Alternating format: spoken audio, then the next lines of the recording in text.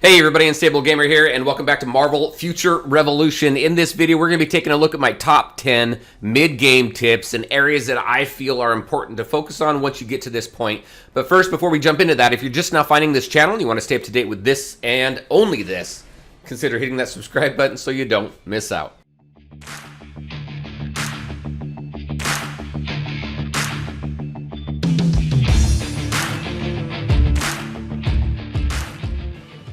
All right, and welcome back. Just a few quick reminders. All the links to my social media are in the description below, so definitely check that out. I will be adding Marvel Future Revolution to my Discord, so I've got to do a little bit of revamping there. Also, if you're watching this on my main channel, Unstable Gamer, there is a link at the top of that channel that will direct you to my new channel, Unstable Gamer, Marvel Gaming, that is focused only on Marvel Future Revolution. All right, so let's go ahead and take a look at this. I did put a couple videos out that I think that are important to take a look at as well. If you've not seen my top 10 tips for the beginner, for the early game, I'll go ahead and link that up over here. Also, just as important is a guide that I put out for character leveling and squad ranking. We're going to talk a little bit about that here as well, but I'll go ahead and link that up right here as well. All right, let's go ahead and start with that right now. So, in addition to what I talk about in that squad ranking and leveling video, just kind of a couple things that should be focused on right now in the mid game for some quick squad XP. If I go in here into records and challenges, we'll go into battle. These are the ones that you want to complete as quickly as you can. So defeating the different bosses that you're coming into, the different story bosses. The first one's going to be Kingpin. So you're going to want 3 different heroes and run through Kingpin 3 different times to get that squad experience. There's quite a bit that you can get, and it'll help. It doesn't take too much longer to get Division either. So as much time as you want to put into those alts, now's a good time to really kind of start focusing on some of that. A couple other things that I didn't mention in that video that where you can get squad XP. If we go into the store here and we go into, I believe, is it consumables? No, it's tokens. And then we go to Dimension Duel. Over here, you can go ahead and purchase these too. So Dimension Duel, that's the one-on-one PvP. Something that I highly suggest that you start doing and gaining this currency so that you can start buying some of these manuals here. If you find that you're short, if you need it, there's a bunch of other stuff in here that you can use it for. This is the main area that I've been using it for. Also, if we go over into here and we go to, where is it? I think it's collection. So these right here too, doing the collectibles, getting the collectibles in every region that you get is going to give you squad experience here as well as Omega cards. So all these collectibles here, battle badges, all of this stuff. So these are just additional ways for you to get squad XP. It is very important because you need at least squad rank 52 in order to hit level 100, and you need to at least have squad rank 55 in order to complete the storyline. So very important that you work on those. The next is going to be the Getcha. So early on, my recommendation in that beginner's tip video is to focus on, right here's your Getcha, is to focus on Omega cards, because Omega cards are fairly rare in this game. These are probably the most rare in this game that I've seen. There's ways that you can go ahead and farm them through through Most Wanted and things like that. But early on in the game, I feel this is the best way to spend your crystals. Now, once you get to the mid-game, then it changes. By the time you get to the mid-game, you should have a pretty decent set of cards with the stats that you're looking for.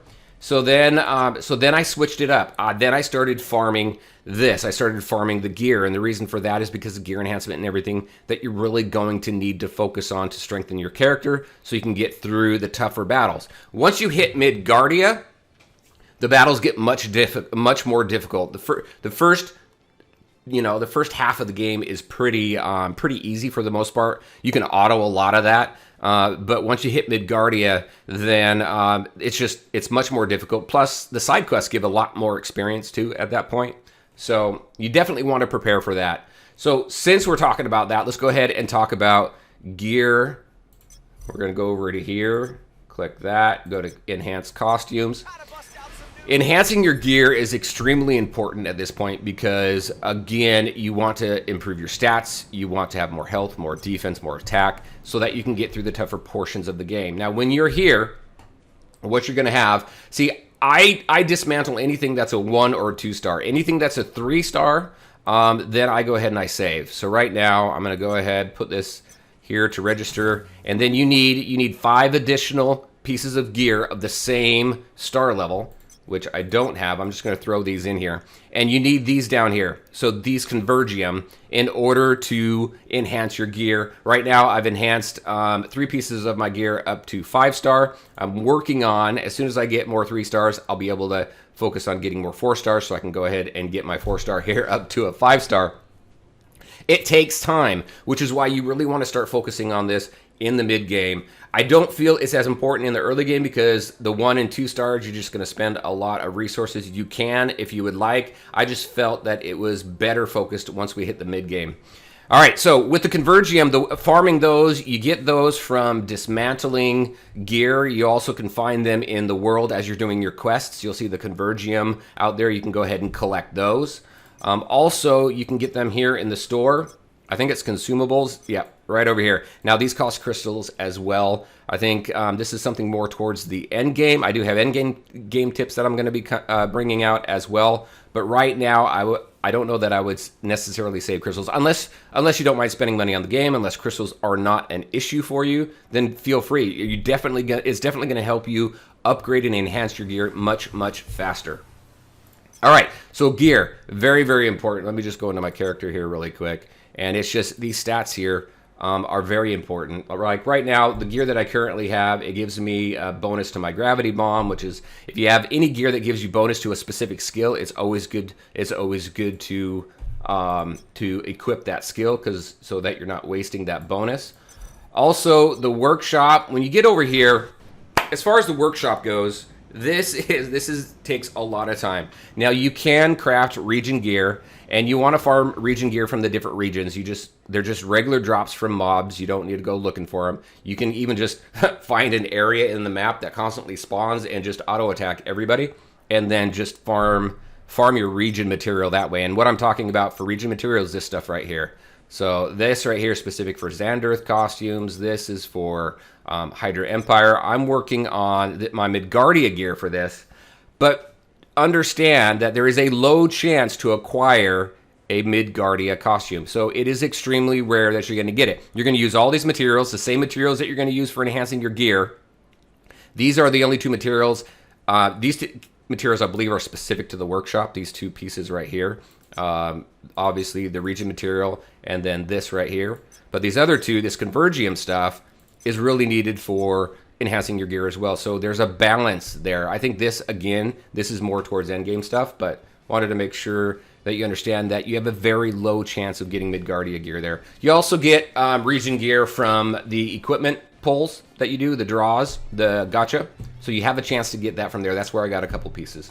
All right, next, start watching your gold. So my gold here, if you take a look, I'm at 52K. Look at how much a skill costs for me to upgrade. Right here, 65. That's really not a lot. Let's go down to this one right here, 93,000. 15. To get them up to 15, you are going to be spending an exorbitant amount of gold. So you definitely want to save your gold. Don't use your gold for absolutely everything, because it is actually needed for absolutely everything. So you want to focus on gear enhancing. You want to focus on combining your Omega cards. You want to focus on your skills. Really focus on the skills that you're using regularly. It's good to have a PvP, and a PvE, and a farming build for your for your character, your hero. And for me right now, PvP and PvE is pretty close as far as my builds. But definitely have those. Focus on upgrading those skills and those skills alone. And then obviously your gear enhancing and things like that. So just really start focusing on saving your gold, because you are going to need a lot. Next is potential. If we go into here, one thing, enhance potential. One recommendation I have is max this first one out. Get your attack, your defense, and your hit points maxed out on this first one. For me, it's Legendary Outlaw 1. Because all 3 of these are important. After that, really start focusing on how you want to further define your character. Right now, I'm putting in a lot of attack and debuff accuracy because I do stuns and a bunch of other stuff with this character. I'm getting used to saying tunes again, aren't I? All right, and then you have all these ones to focus on as well. I don't know yet kind of where I want to put a lot of these. I am focusing a lot on defense on this final one, and I have some attack here as well. But I really suggest maxing out this first one here because, again, attack, defense, and hit points, they're all important. So just a heads up there. Also, when we take a look at this right here and you look at squad power, let me go to squad, my info. In your squad power down here, just kind of a heads up, your squad power here, these max out. I'm not going to use it because it's going to use too much gold for me right now. But these max out at whatever your squad level is. So since I'm squad level 56, I can only take these up to 56. So just kind of a heads up there if you haven't seen that yet. All right, next is going to be dodging. So dodging is a key skill in this game. It makes you invincible for a short period of time. It's a key skill for PvE, for boss battles, and it's an important skill for PvP as well. So definitely get used to that. Because it's going to save you. There's some battles where you're not going to be able to avoid an attack, and being able to dodge right at the right moment is going to save your life, and it's going to help you with that boss battle. Boss battles, talking about that, the strategy for every boss battle is exactly the same. It's stick and move, stick and move. Use abilities that aren't going to tie you up for too long. If you have an ability that takes a few seconds to either charge up, or it's kind of a, I can't remember the term that I'm trying to think of right now. Oh, a channeling type effect where it's going to lock you in place for a second or two. Don't use those abilities if you know that a boss attack is coming, or if there's a telegraph on the ground. Make sure you move out of any colored spot on the ground, black, blue, green, whatever. The telegraphs, make sure you stick and move. Dodge in, dodge out, move in. The boss battles, every single one of them is the same. So once you start learning the patterns for the boss battles, then it's going to be much, much easier. I think also another one to keep in mind is farming for high-level badges. So if we go into here, what I can do is I can go into my operations, my blitz, and I can farm. So right now, since we talked about having those additional characters, working through Kingpin, working through the story bosses so you can get more squad rank XP, take your main, and you can even solo this. I've soloed at least I've soloed King and MODOK here, so that you can get all of the rewards. Go through these and get the highest level star level cards that you can. Then go into squad, go to storage, move them over here into storage like I have here, and then when you go to your alts, move the badges over to your alts so you can increase the power level of your alts right away. And it just makes going through the story just that much easier. Using your main to outfit your alt so that they are more powerful than they really should be, or more powerful than they typically are on their own.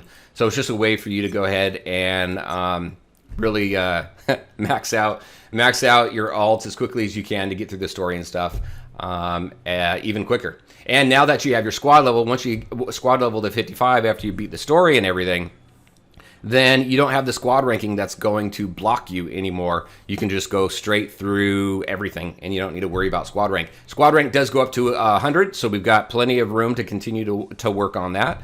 But there's a lot of stuff in this game to focus on. All right, so I think that's 9. I think the final tip for you that I have is to practice PvP. PvP is important. Once you get to the end game, it's all PvP. Obviously, you have PvE content and stuff like that, but the end game is the Dark Zone, and the Dark Zone is going to have high-level loot for you to continue to build up and power up your different heroes, and that is a PvP zone. It's a PvP/PvE zone. Problem with that is you could be attacked by anybody. So I wouldn't recommend going in solo, because if you go in solo, you're probably going to be taken out like I was. It's nice to get a team of people that you trust, because even your team can turn on you and take you out as well, and then you drop whatever loot, and they pick up your loot. It's just, you don't want to do that. So definitely prepare for that, because as you It's going to teach you to learn, teach you the abilities and moves and how to play your character, your hero, and that's something that you really need as you go into the end game. There's a lot of auto battle and stuff like that. I know that people could do that, but really make sure that you get familiar with your hero, and the best place to do that is really in PvP, in my opinion, because you're going up against somebody that's unpredictable, and it forces you to think on the fly, and it's great practice for the end game. All right, everybody, those are the tips that I had for you for the mid game. Very interested in what tips you might have for the mid game as well. Mid game is what I meant. When I talk about mid game, just kind of a reminder. So there's 100 levels. So I go level wise from level 1 to 33 around that range. That's the early game. 33 up to 66 is going to be your mid game, and then 66 to 100 is really going to be the end game. And I feel the regions kind of follow that fairly well as well. All right, everybody, that's what I had for you. As always, I want to thank you all for taking the time to watch the video. If you liked it, make sure to hit that like button and share your thoughts and questions in the comments section below. Take care, everybody, and we'll talk to you next time.